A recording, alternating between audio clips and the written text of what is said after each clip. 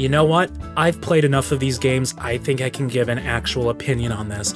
Right now, we are going to rank Pokemon games. Hey, at least I'm not drinking, Brian. Yeah, this isn't exactly a good substitute. Starting with Alpha Sapphire, and for that matter, Omega Ruby as well. Definitely, I don't think there's much room for argument here. Definitely the best entries in Gen 6. However, it's Gen 6. Gen 6 can only do so much.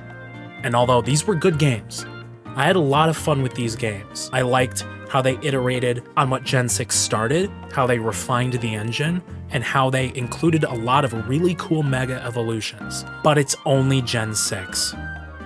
It can only be so good. So those two get B tier. Red, Blue, and Green S tier.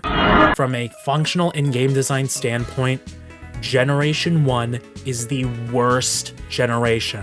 Because although they pioneered the Pokemon formula and set the groundwork for what it would become, they do not hold up to today's standards, and they are functionally broken games. Critical hits are tied to speed, there's no special split, severely limited move pools, and Psychic type is a broken type. You have proved me wrong.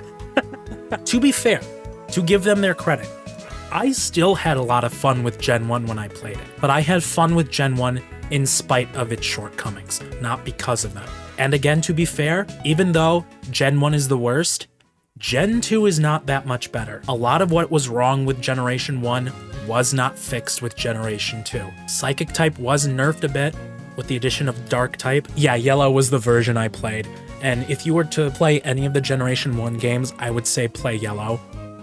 Just like for Generation 2, I would say play Crystal, but I would not go and recommend that people play these games as their first Pokemon game. Pokemon, let's see, where is it? Ruby and Sapphire. They're fine. Objectively, they are the worst games in Generation 3, but that's not to say they're bad.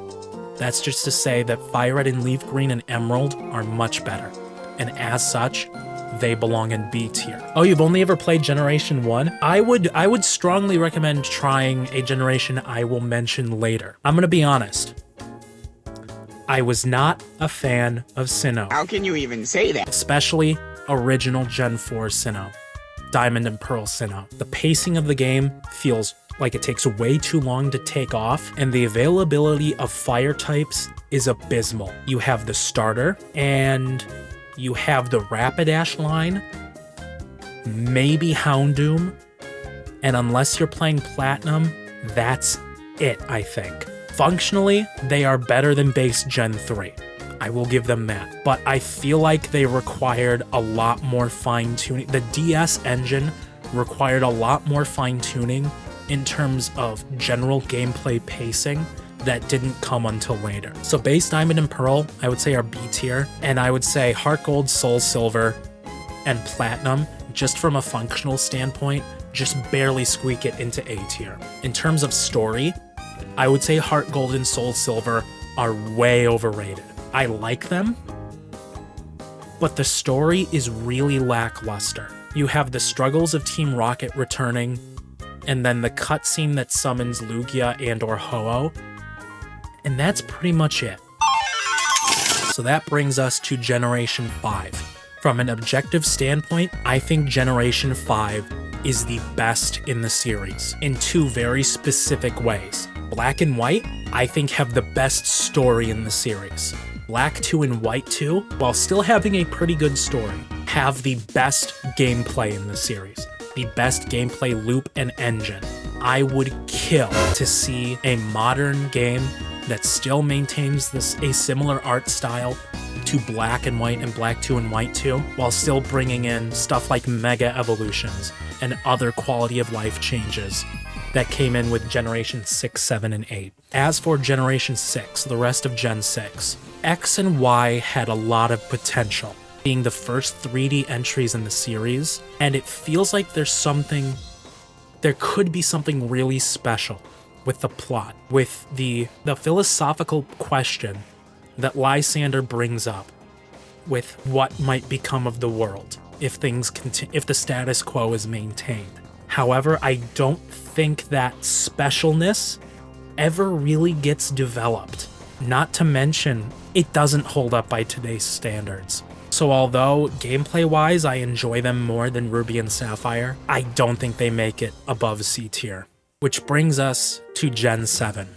I always have a rough time pinning down my thoughts on Generation 7. The games hold your hand way too much, and at least in Sun and Moon, I don't find the story very engaging. However, the gameplay is some of the best in the series. I would say only beaten out by Generation 5. And quite simply, I like the story changes they made to Ultra Sun and Ultra Moon more than the original for Sun and Moon. But that's not saying a whole lot because they didn't change all that much. I think that Ultra Sun and Ultra Moon coming out as soon as they did after Sun and Moon was a bad idea. To repackage a story that was about at least 75% the same as the last games you shipped out, putting the player through that experience again with only a few changes, and then selling that in 2 whole different packages, I think was a dumb idea that the Pokemon Company did. I think it would have been a lot smarter if they had put a remake in between those 2. But they didn't.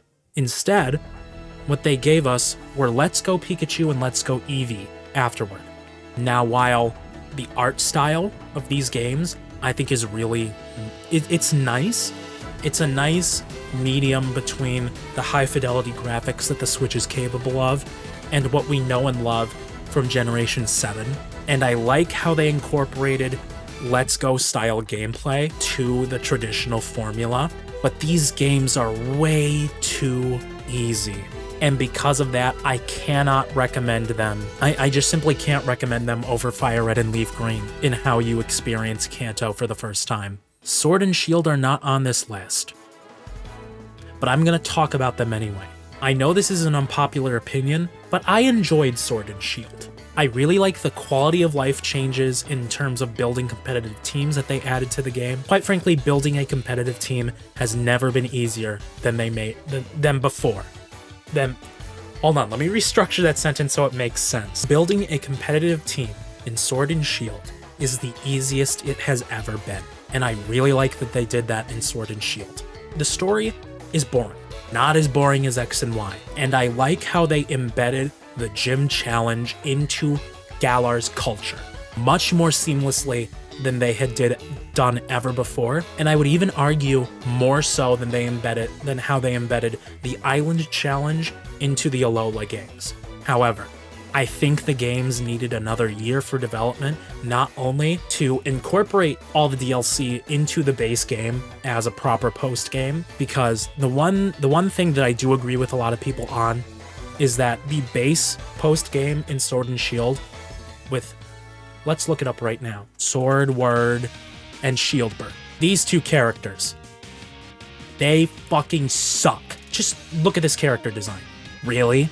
That's the best you could come up with, Game Freak? 2 guys in suits, colored like the game's logos, with hairstyles that look like the game's logos. That's the best you could come up with? And their story is even worse. Their story is pretty much, oh, we want to be the kings of Galar, so we're gonna cause mischief and delay.